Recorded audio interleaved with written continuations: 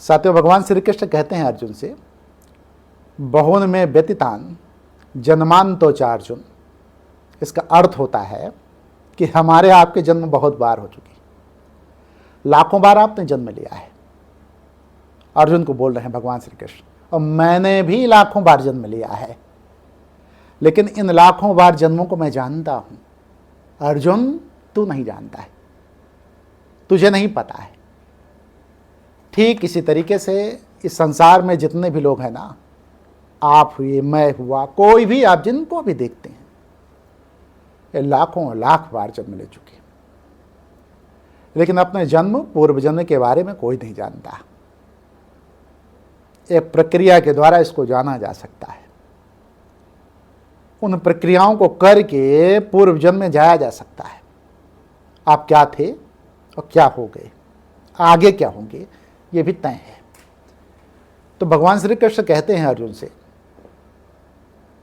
कि हमारे आपके तो लाखों जन्म हुए हैं अर्जुन, तू नहीं जानता, मैं जानता हूं। तुझे उसी स्थान पे ले जाना चाहता हूं जिस स्थान पे तू पहुंच करके जान जाए कि तेरे जन्म पिछले कितनी बार हुए, और हर बार के जन्म को तू जान जाएगा। तो क्या सामान्य मनुष्य भी हर बार के जन्म को जान सकता है? हाँ, जान सकता है कि पीछे वाले जन्म में तुम क्या थे और आगे कौन सा तुम्हारा जन्म होने वाला है। देखिए, वर्तमान में जो भी आप हैं, वो पूर्व जन्मों के कारण है। पूर्व जन्म में जो भी कर्म आपने किए हैं, उन्हीं कारणों से आपका जन्म हुआ है। और जितने भी सुख दुख आप भोग रहे हैं, ये भी पूर्व जन्म के कारण से ही भोग रहे हैं। आप जिन माता पिता के गर्भ में आए हैं ना, वो भी पूर्व जन्म के कारण ही आए। आपको जो पत्नी मिली हुई है ना, वो भी पूर्व जन्म के कारण मिली हुई है। पत्नी के रूप में जो पति मिला हुआ है, वो भी पूर्व जन्म के कारण मिला हुआ है। जो बेटा मिला हुआ है, वो भी पूर्व जन्म। जितने भी कुटुंब के लोग हैं, परिवार के लोग हैं, वो सब पूर्व जन्म से एक दूसरे के साथ रहते चले आए हैं। इस गलत फहमी में आप मत रहिएगा कि आप पूर्व जन्म के कारण के बगैर जो है आप इस जन्म में आए हैं किसी के साथ। कार्य और कारण का नियम लागू होता है। हर कार्य के पीछे कोई ना कोई कारण होता है। कारण से ही कार्य की उत्पत्ति होती है। इसी को प्रत्युत समुत्पाद कहा गया है। तो अगर आपको पत्नी मिली कोई और पत्नी ने आपके साथ धोखा किया, तो ये भी कारण है। पूर्व में आपने उसके साथ धोखा किया है। रिपीटिशन है। हर क्रिया के बराबर एवं विपरीत दिशा में प्रतिक्रिया होती है। न्यूटन का गत विषय तृतीय नियम है, आज के विज्ञान के हिसाब से पूछा जाए तो। अभी अभी कुछ समाचार हम देखते रहते हैं, तो उसमें सुनने में आता है कि बेटे ने पिता को मार दिया सोते समय। यह भी सुनने में आता है कि पत्नी ने पति को मार दिया। और आजकल तो इस तरह की घटनाएं घटित भी हो रही हैं। तो यूं ही नहीं घटित हो रही हैं। पूरी दुनिया, पूरा संसार, पूरे जीवन में जो चक्र चल रहा है, वो बदले पर आधारित है। सब कुछ बदले के कारण हो रहा है। इस जन्म में जो आप कर रहे हैं ना, वो आपसे करवाया जा रहा है। आपके प्रारब्ध के कारण करवाया जा रहा है। आप जो भी भोग रहे हो, कभी कभी सुनने में आता है ना, मन तो नहीं था। आप अपने जीवन में भी देखिएगा। आपसे मैं सवाल कर रहा हूं, आप अपने जीवन में खुद उतारिए। जब इस वीडियो को देख रहे हो तो आप अपने जीवन में इसको देखिएगा, सोचिएगा, विचार कीजिएगा। कभी कभी आपका कोई काम करने का मन नहीं करता, लेकिन आपसे हो जाता है। कभी कभी आप क्रोध नहीं करना चाहते किसी के ऊपर, लेकिन क्रोध कर देते हैं। और कभी कभी किसी को मारने की नियत नहीं रहती, लेकिन आपसे हाथ उठ जाता है, मार बैठते। ऐसा क्यों? कभी सोचा है आपने? यह आपसे करवाया जाता है, आप नहीं करते। आप इस भ्रम में मत रहिएगा कि मैं करता हूं। मैंने कहा कि दुनिया बदले पर आधारित है। पूर्व जन्म में जिसको आपने कष्ट दिया, जिसको आपने दुख दिया, जिसको आपने तकलीफ दिया, जिसको आपने मारा, जिसको आपने पीटा, वो किसी न किसी रूप में आपके साथ जन्म लेगा। और आपके भोग को, जो भी आपका भोग होगा, वो आपको भोगना पड़ेगा। उसके बाद वो चला जाएगा। हमारे पास प्रश्न आते हैं, तो जो प्रश्न आते हैं तो उसमें पूछा जाता है कि मेरी शादी हुई, विवाह हुआ, और विवाह बंधन में मैं बंधा, और पत्नी 5 साल 7 साल तक रही, और कंगाल करके तलाक दे करके चली गई। तो भाई ऐसा क्यों? कभी आपने सोचा? वो 5-6 साल का ही प्रारब्ध था, उसी में वो परेशान करके आपको चली गई। तमाम पत्नियां ऐसी होती हैं, तमाम पति ऐसे होते हैं जो एक दूसरे से प्रेम करते हैं, लगाव करते हैं और एक अच्छा कुटुंब, एक अच्छा परिवार चलाते हैं, उनके बच्चे भी अच्छे होते हैं। और तमाम परिवार ऐसे हैं कि पति पत्नी से परेशान है, पत्नी पति से परेशान है, और दोनों अगर एक दूसरे से नहीं परेशान है तो बेटे से परेशान हो गई। तो कभी आपने सोचा कि पति पत्नी अच्छे हैं लेकिन बेटा परेशान क्यों कर रहा है? ये प्रारब्ध है, उसका भोग आपको भोगना है। वो कर्म जो आपने किए हैं ना, उन कर्मों का परिणाम आपको भोगना है।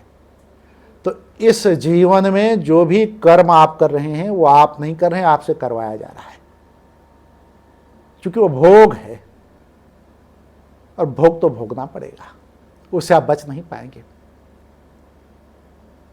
तो उसको आसान भी करने का तरीका है कि उसको आसान कैसे किया जाए। एक सज्जन थे, उन्होंने मुझे फ़ोन किया कि मेरी शादी नहीं हो रही, मेरा विवाह नहीं हो रहा है। तो मैंने कुछ उपाय बताया, उनका विवाह हो गया। और विवाह होने के बाद 5-6 साल तक जो है वो मतलब दोनों एक साथ रहे, और 5-6 साल बाद जो है पत्नी एक्सपायर हो जाती। फिर मेरे पास, चूँकि वो लगातार कांटेक्ट में बने थे, तो मैंने पूछा उनसे, उन्होंने मुझसे पूछा कि भाई वो विवाह बंधन में तो मैं बंध गया था, लेकिन मेरी बीवी चूँकि अब नहीं रही जो है, तो इसका कारण क्या है? तो हमने कहा देखिए, इस जीवन में इतने समय का ही आपका प्रारब्ध लिखा था कि दोनों एक दूसरे के साथ 6 साल तक रहेंगे, और 6 साल बाद जो है वो शरीर का त्याग कर देंगी। लेकिन फिर मैं बता रहा हूं आपको, इस जीवन का प्रारब्ध इतना था, अगले जन्म में वही पत्नी के रूप में आपको मिलेगी। तो उन्होंने कहा महाराज वो कैसे? भाई उसका भी कारण बताइए, कैसे हमें वही पत्नी मिलेगी? हमने कहा शेष बचा हुआ है, इसलिए कि पिछले जन्म में यदि आपने 6 साल के साथ गुजारा और शरीर छोड़ दिया, तो वो 6 साल तक आपके साथ शरीरों में रहेगी, और 6 साल बाद जब पुनर्जन्म आपका होगा तो पुनः वो आपके पति पत्नी के रूप में आपके साथ आएगी, और पूरा जीवन आप जिएंगे। मतलब आप आकस्मिक मृत्यु उनकी नहीं होगी, और खुशहाल जीवन होगा, क्योंकि 6 साल के बीच में आपने जीवन को बड़े अच्छे से जिया है। आप दोनों के बीच में बड़ा प्रेम था, बड़ा लगाव था, और कहीं कोई कमी नहीं थी, एक दूसरे के प्रति चाहत थी, और सदाचार की भावना थी, शिष्टाचार था, दोनों एक दूसरे से समन्वय बना के चलते थे। तो ये रिपीटेशन मारेगा, और जब फिर से पुनर्जन्म होगा ना, बहून में व्यतीतान जन्मांतो चार्जुन, फिर से जब जन्म होगा तो उस समय आप पूर्ण जीवन आप दोनों लोग जियोगे, और जो पुत्र पुत्रादि की प्राप्ति होगी वो वैभवशाली होगी। आपने इस जीवन में जो कर्म कर दिया है ना, भोग भी भोग लिया पूर्व का प्रारब्ध का, और उसके बाद कर्म भी अच्छा कर लिया, तो यही कर्म प्रारब्ध बन करके आपके सामने अगली बार प्रकट हो जाएगा।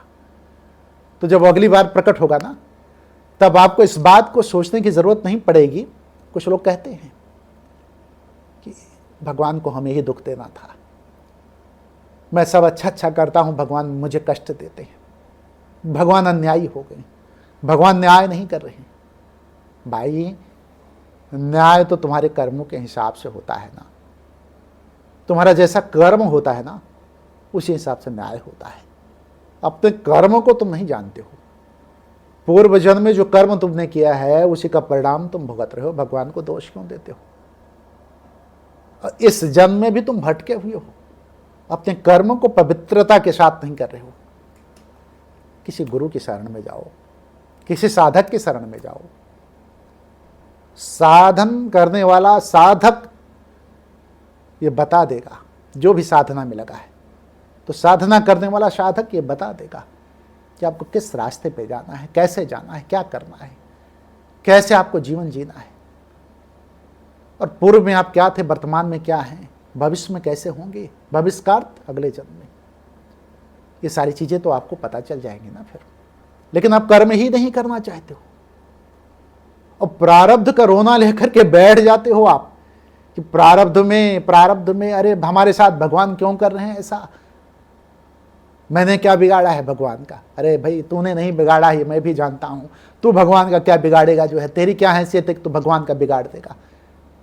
भगवान कोई ऐसा बैठा हुआ व्यक्ति तो है नहीं कि तू बिगाड़ देगा। जो है संसार सृष्टि वही चला रहा है, सारा संसार सारा ब्रह्मांड वही चला रहा है, और तू बिगाड़ने की बात कर रहा है कि मैंने तेरा क्या बिगाड़ा है। अरे भाई तूने अपना खुद बिगाड़ा है, तू तो पहले ही बिगाड़ के बैठा था। वही बिगाड़ करके जब बैठा था तो उसी का भोग भोग रहा है, उसी कर्म फल का भोग भोग रहा है। अभी भी बहुत से बहादुर ऐसे मिल जाते हैं जो ये कहते हैं कि मैं कर्म फल और जो भोग है उसको नहीं मानता हूं। मत मानो भाई, क्या आफत आई है।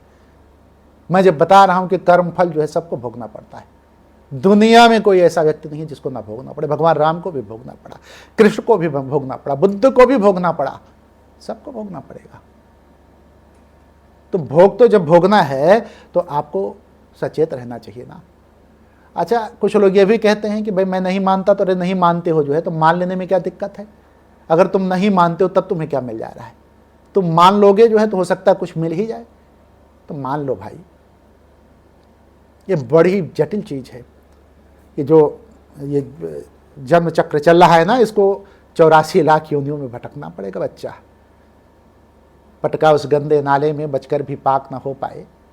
वो जलन बख्श दी है तूने, जलकर भी खाक ना हो पाई। ऐसी जलन बख्शेगा ना ये प्रारब्ध कि तुम जलकर भी खाक नहीं हो पाओगे। और 84 लाख योनियां बहुत होती है। जरा सोचो कि मनुष्य का जन्म तुम्हें मिला है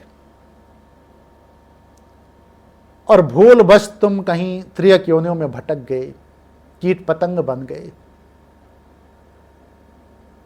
तो क्या हाल होगा तुम्हारा। गंदी नाली के कीड़े बन गए तो क्या हाल होगा तुम्हारा। अभी मजे ले रहे हो ना, बाद में गंदी नाली में बजाते मिलोगे। तो इसलिए सचेत होकर के, सावधान होकर के, सतर्क होकर के, भगवान का भजन करते हुए, भगवान का चिंतन करते हुए, भगवान का मनन करते हुए अच्छे कर्मों को करो। किसी को दुख ना दो, तकलीफ ना दो। करुणा का भाव तुम्हारे अंदर रहे, सेवा भाव तुम्हारे अंदर रहे। स्वयं के लिए ना जियो, स्वयं के लिए जीते हुए दूसरों के लिए भी जियो। और झुकना सीखो, अकड़पन छोड़ दो। ये हाड़ मांस के शरीर पर विश्वास मत करो, एक दिन धोखा दे जाएगा। और झुकना जब सीख जाओगे ना तो श्रेष्ठ हो जाओगे। क्योंकि झुकता वही है जिसमें जान होती है, अकड़ तो मुर्दे की पहचान होती है। अगर तुम्हारे अंदर अकड़ रही तो तुम मुर्दा हो, जिंदा नहीं हो। क्योंकि जिंदा झुकना जानता है। फलदार वृक्ष झुकते हैं, तुम्हें भी झुकना होगा। प्रभु का स्मरण करो, नाम जप करो, मंत्र जप करो, करुणा भाव अपने अंदर लाओ। प्रारब्ध का जो भी भोग है उसको भोगो। और विधि विधान के साथ अगर तुम भोगोगे, विधि विधान का अर्थ हुआ जो क्रियाएं हैं उन क्रियाओं के साथ तुम अगर भोगोगे तो प्रारब्ध का दबाव कम हो जाएगा, प्रकृति के परमाणुओं का दबाव कम हो जाएगा और तुम अच्छा जीवन जियोगे, आनंदमय जीवन जियोगे, सुख समृद्धि रहेगी। तो इसलिए फिर मैं कहता हूं कि जो चीज हो रही है वो आप कर नहीं रहे हो, करवाया जा रहा है। और वर्तमान में जो आप कर्म नए कर रहे हो वही प्रारब्ध बन करके बाद में फिर आपसे करवाया जाएगा। ये थोड़ा पेचीदा है। बहुत से लोग पूछते हैं कि जब सब कुछ करवाया ही जा रहा है तो मैं कर्म कैसे करूं। तो भाई कर्म की स्वतंत्रता है आपको, कर्म आप करते जाओ, लेकिन जो भोग है ना उस भोग को तो आपको भोगना पड़ेगा। वो आपसे करवाया जा रहा है। जो पूर्व में जिस बंधन में आप बंधे हैं उसी को आपसे कराया जा रहा है। बात समझ रहे हैं हमारी। तो बहुत लंबी वीडियो हो जाएगी। मैं अंत में आपसे ही कहूँगा कि बेहतर जीवन जीने के लिए बेहतर तरीके से जीवन जीने का प्रयास कीजिए। महादेव की कृपा आपको निश्चित तौर पर प्राप्त होगी। वीडियो को समाप्त कर रहा हूँ। कोई प्रश्न हो तो आप कमेंट बॉक्स में ज़रूर लिखें। जाते जाते मैं आपसे कहूँगा कि हर हर महादेव।